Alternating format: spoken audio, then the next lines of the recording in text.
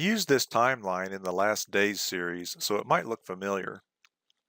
The squares represent significant events that are related to earthly dominion. The green one is when God put Adam and Eve in charge at the time of creation.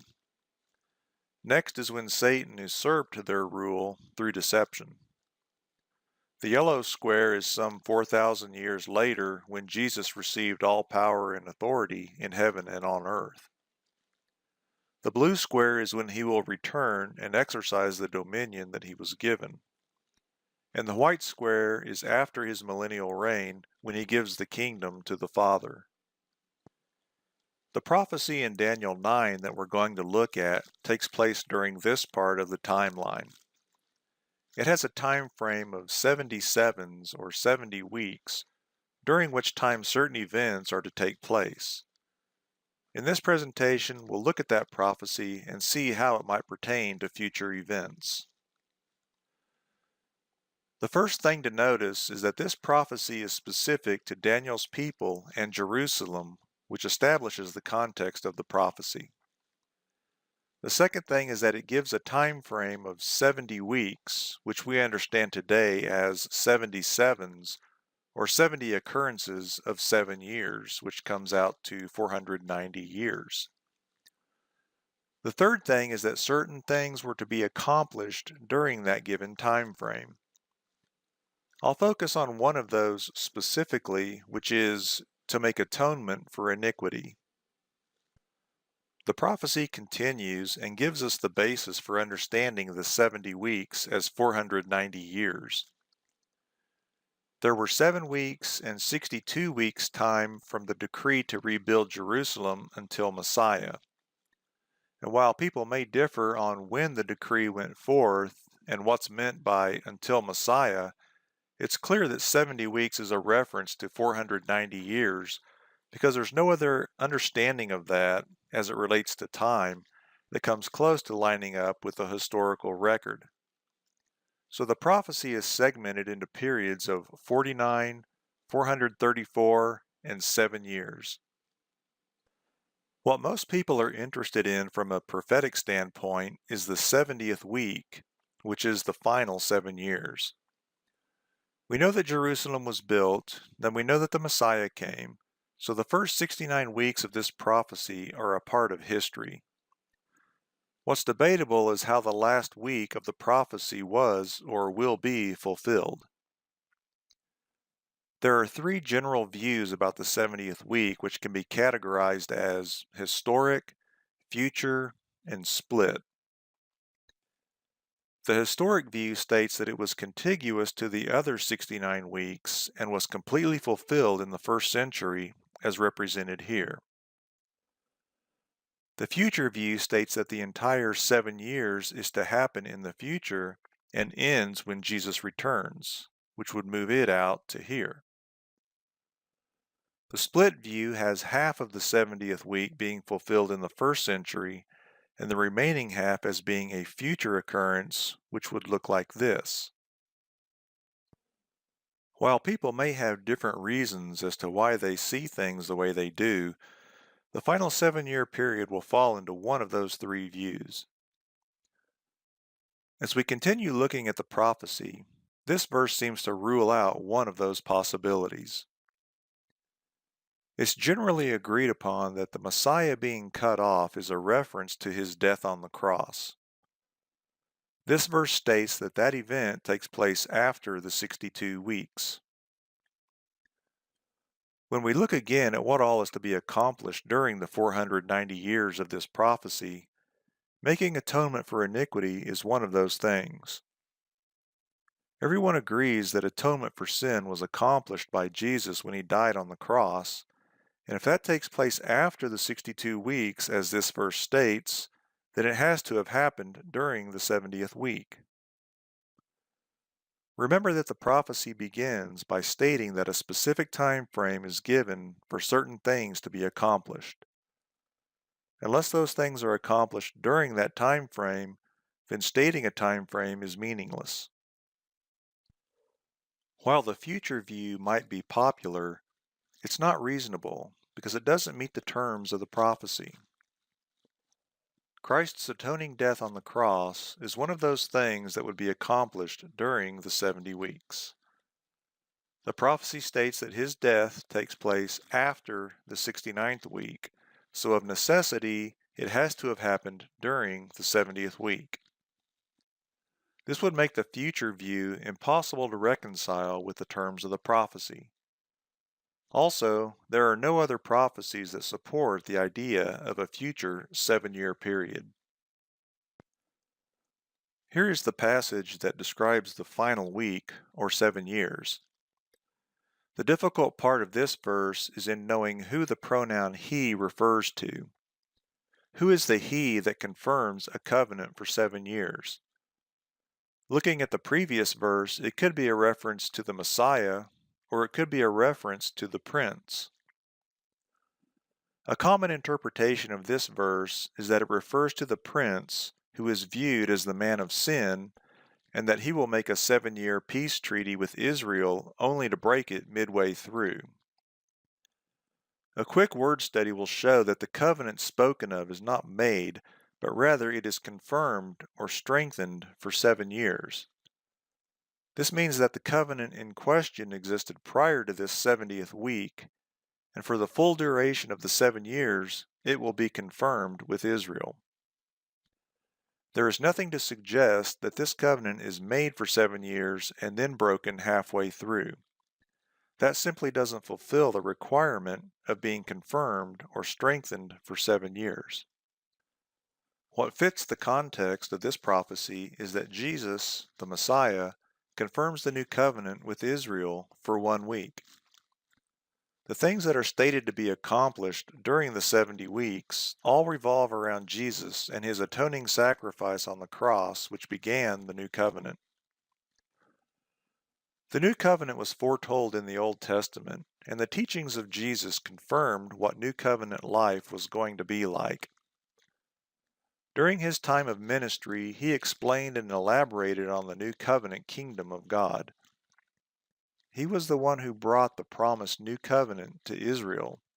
However, he was rejected by the religious leaders and was crucified in the middle of the 7 years. His death on the cross fulfilled the requirement of atonement for sin and also brought an end to the old covenant way of worship, as the prophecy states. But that still leaves the 70th week only partially fulfilled. It's widely agreed upon that Jesus' ministry lasted approximately 3.5 years, which leaves another 3.5 years that the covenant still needs to be confirmed with Israel. Both the historic and split views address the remainder of the last week. Generally speaking, the historic view sees the Messiah working through the apostles as finishing the remainder of the 70th week by continuing to confirm the new covenant with Israel before taking it to the Gentiles. It sees the prophecy as being completely fulfilled, and that the things that are stated in the prophecy to be accomplished were accomplished, but won't be fully realized until Jesus returns, much like his exercising of dominion. He was given all authority in heaven and on earth after his resurrection, but that authority won't be fully realized until he returns and destroys the kingdom of darkness.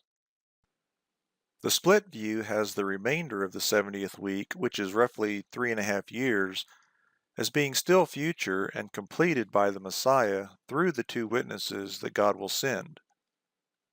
They will continue to confirm the new covenant with the remnant of Israel that is taking refuge in the wilderness at that time.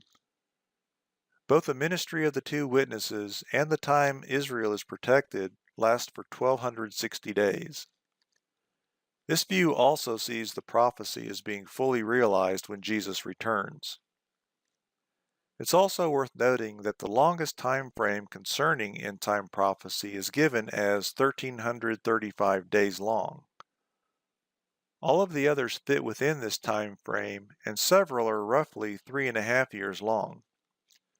We don't know for sure exactly how many days are left to fill out the 70th week, but we know that it's in that range. A lot more could be said about this prophecy of the 77s. However, the purpose of this presentation is not to give an exhaustive accounting of it, but rather to show that the idea of a future 7-year time frame is not viable. It forces the atoning work of Jesus to occur outside of the prophecy's stated time frame, and it disregards the new covenant, which is central to its fulfillment. Both the atonement on the cross and the new covenant are crucial elements of this prophecy that must be accounted for in its interpretation. A future 7-year period fails to address either and should therefore be viewed as an unreasonable expectation. On the other hand, both the historic and the split views are reasonable. They account for both the atoning work of Jesus and the new covenant. The historic view is pretty straightforward and supported scripturally by the truth that something that happened in the spiritual realm may not be fully realized in the natural realm until a later date. The return of Jesus and the exercising of dominion on earth is an example that was mentioned earlier. Here is another passage of something that has been accomplished spiritually but not yet fully realized. We have been made alive with Christ, or born again through the indwelling Holy Spirit, but our immortal resurrection is still to come on the last day. Here's another passage that reflects the duality of the spiritual and natural viewpoints. This passage in Hebrews confirms that things that are considered completed in the spiritual realm may not necessarily be immediately seen in the natural realm.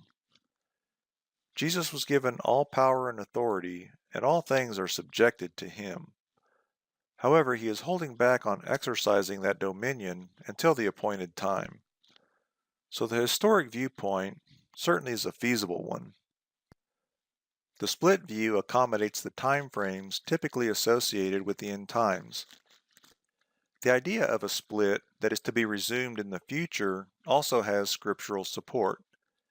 It can be seen in Daniel 2, where the fourth kingdom is split and has two manifestations in the natural realm. The legs of iron refer to the Roman Empire, and the feet of iron and clay refer to a final world kingdom that would come about centuries later. From a natural perspective, these are two distinct and different kingdoms. However, they are viewed as one kingdom because of their spiritual origin. They both are spawned by the same evil angel, the beast in Revelation who comes up out of the sea or abyss. The split can be seen in this verse. The beast is the evil angel whose kingdom was interrupted. He caused Rome to rule, and then he was cast into the abyss. He would later be released to continue his kingdom. The reason for this interruption or split is the same reason that Jesus didn't immediately exercise dominion after his resurrection.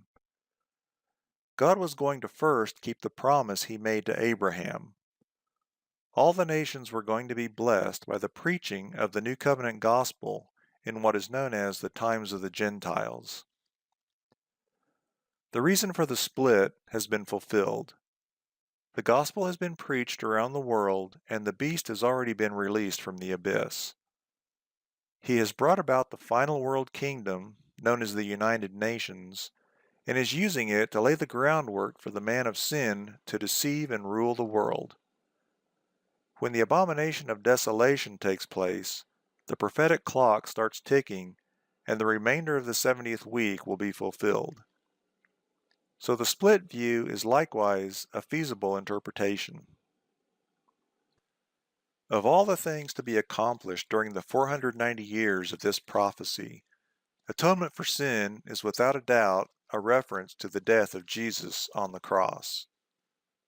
The historic and split views account for this event. The future view does not. It forces his death to occur outside of the 77's time frame because the Messiah is cut off after the 69th week. The blood that he shed on the cross that made atonement for sin began the new covenant. His ministry focused on teaching new covenant truth. Jesus confirmed with Daniel's people the new covenant that God had promised in Jeremiah 31. Understanding this covenant as being the new covenant fits in perfectly with the context of this prophecy. A future 7-year covenant doesn't align with any time frames associated with the return of Jesus and is not mentioned in any such related prophecies or given as a sign for us to observe. So as we keep watch for the return of Jesus and discern the times, let us focus on the signs that he gave us in Matthew 24. Because it's when we see those things that he described that we can reasonably expect his soon return. Some say